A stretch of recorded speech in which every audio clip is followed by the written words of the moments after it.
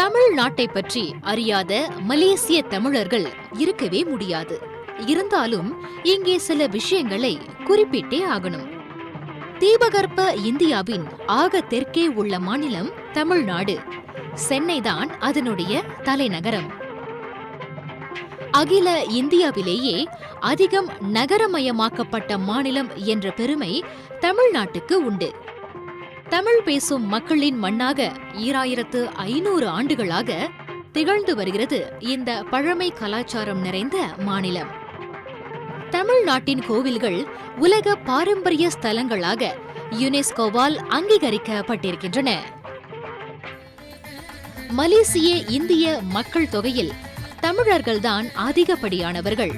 70% தமிழர்களே.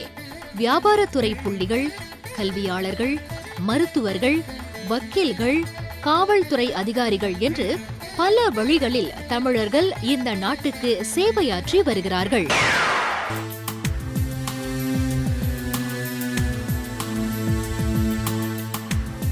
இந்த பூஜாங் பள்ளத்தாக்கு கண்டுபிடிப்புகளில் தென்னிந்திய மன்னர்களின், குறிப்பாக சோழ மன்னர்கள் தென்கிழக்கு ஆசியாவில் பல இடங்களில் ஆட்சி புரிந்ததை காட்டுகின்றன. லங்காசுகா, கடாரம் போன்ற தமிழ் இந்து ராஜ்யங்கள் இங்கே கொடிகட்டி பறந்திருக்கின்றன. இதுவே இந்த நாட்டுக்கு தமிழர்களின் முதல் வருகை என்று தோன்றுகிறது.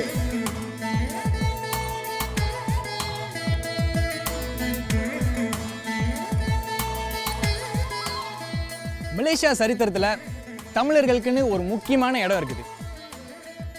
அதாவது வெள்ளைக்காரர்கள், சீனர்கள், மற்றவர்கள் இந்த நாட்டுக்கு வருவதற்கு முன்பாகவே தமிழ் ஹிந்து ராஜ்யங்கள் இங்கே இருந்ததாக சரித்திரம் கூறுகிறது.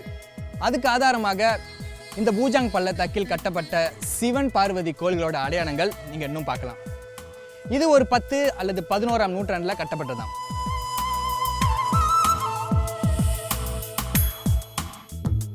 இமயத்தில் புலிகொடி நாட்டியதோடு ஆசியா முழுவதும் தனது ஆட்சியை விரிவுபடுத்தி சாதனை புரிந்த சோழ மன்னன் அக்காலத்திலேயே கடற்படைகள் கொண்டு கடாரத்தை சிறந்ததோர் ஆட்சியை புரிந்துள்ளார்.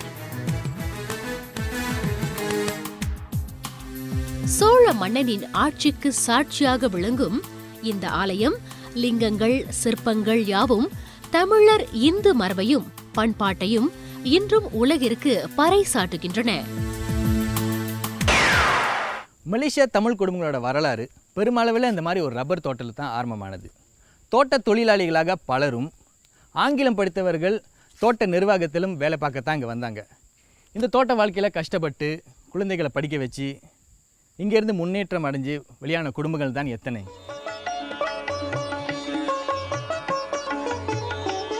மலேசிய நாட்டின் வளர்ச்சிக்கு தமிழர்கள் சிந்திய வியர்வையும் இரத்தமும் நம் தோட்ட சாலைகளின் செம்மண்ணில் ஊரொன்றி இருக்கின்றன. மலேசிய மண்ணில் ரப்பர் தோட்டங்கள் முதலில் அமைக்கப்பட்டது 1877ஆம் ஆண்டில். வெள்ளையர்கள் முதலாளிகளாக இருந்த இந்த தோட்டங்களில் வேலை பார்க்க இந்தியாவிலிருந்து தருவிக்கப்பட்ட பாட்டாளிகளில் தமிழ் மக்களே அதிகம் அடங்கினர். தமிழ் தோட்ட ஊழியர்கள் பல கஷ்டங்களை எதிர்நோக்கினர்.